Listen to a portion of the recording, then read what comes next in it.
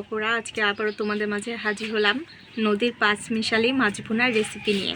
তো এখানে আমি মাছটা প্রথমে ধুয়ে নিয়েছি, ধুয়ে একটু লবণ হলুদ মাখিয়ে রেখেছি। এবার কড়াইতে তেল দিয়ে দিব। এখানে আমি তেল গরম করে নিব। তেলটা গরম হয়ে গেছে, এখানে পেঁয়াজ আর মরিচ বাটা আর জিরা বাটা। এবার মশলাগুলো আমি সবগুলা মিশিয়ে নিব।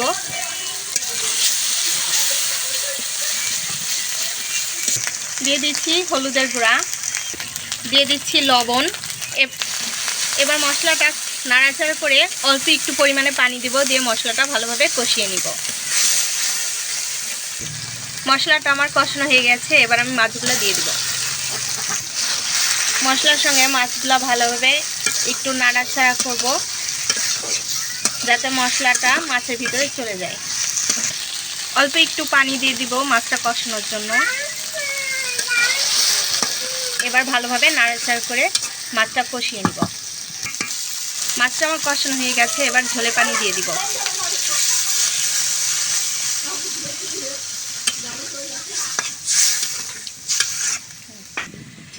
নদীর এই পাঁচমিশালি মাছটা খেতে কিন্তু অসম্ভব মজা লাগে, যে কোনো সবজির সঙ্গেই কিন্তু ভালো লাগে।